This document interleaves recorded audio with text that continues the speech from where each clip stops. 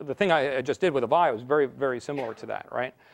There are several things that generally are going on when you have any kind of turnaround situation. One is that what you generally find in companies that are failing is that it's not usually just one person, let's say just the president or the CEO, but usually you have some degree of dysfunction throughout the entire management team. I think the first thing you need to do is define a strategy and define a set of goals that are clearly communicated throughout the entire company. That is extremely important. A lot of times, what you find in these companies is that they don't have single goals. There are different groups within the company that have different and divergent goals. Some of those goals, by the way, are completely non-productive. They may be political in nature. Gee, I think I will get ahead, if I try to make this project in the other group fail. And that's a sign of real dysfunction inside of companies. So the first thing you need to do is absolutely define a common set of goals based around business principles, like growing sales, coming out with a new product, delivering better customer service, but being really focused on the end result, being really focused on the customer. The second thing then is you really do need to analyze the management dynamic that's going on between all these different players. There is a very clear rule, which is you cannot change culture in a company or anywhere without changing people.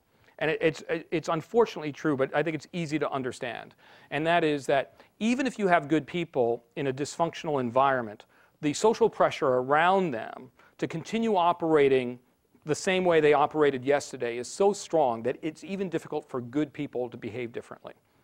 So until you actually change some people out, either people don't believe that things are going to change, or there's so much social pressure for them to continue to conform, they're not going to change.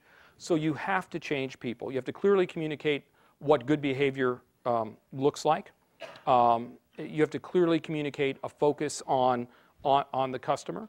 And then you need to change the dynamic. Sometimes changing the dynamic is just reorganizing the company.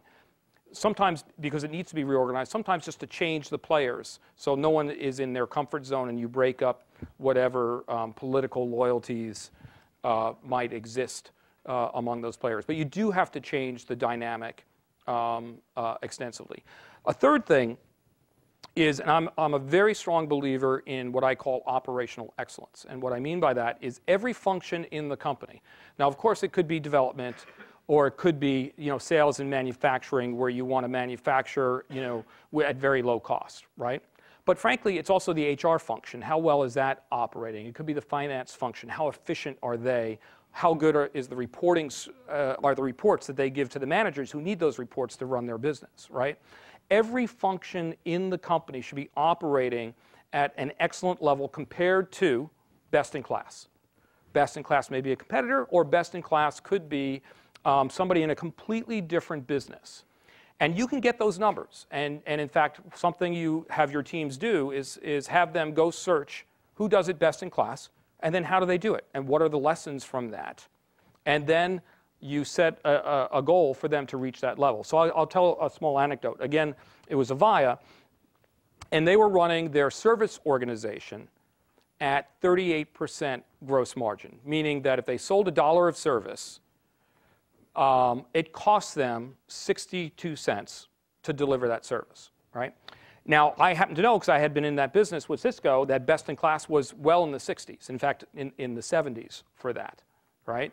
And I knew a lot about what they were doing wrong, but I couldn't fix it myself with a lot of different people. So we talked about it. We changed the person who was in charge, and they were running at 38. And we said, well, gee, to get to best in class, we have to be over 60 to get to best in class. Now, how much time do we want to take to get over 60? Their plan was to improve their performance by 2% that year, so to go from 38 to 40. That was their plan. And I thought, gee, if you need to get to best in class and you give them like 5 years to do it, well, they're not going to do anything differently, right? I thought 2 years was a fair amount of time. So that meant that in order to get to 60, over 60 in 2 years, they had to get to 50 in 1 year. So that was the plan. They had to get to 50 in 1 year. And someone, one level, not the person in charge of service, but one level down from them, in a meeting that they had, called me completely irresponsible because I'd break the company by doing it. Well, a lot of things happened, but 1 year later, the gross margin was 51%, and on its way to 60%. So setting the right goals and challenging people. Everybody wants to achieve. And my old boss used to say, never insult a good team by giving them goals that are too low. So you really want to challenge a team with strong goals.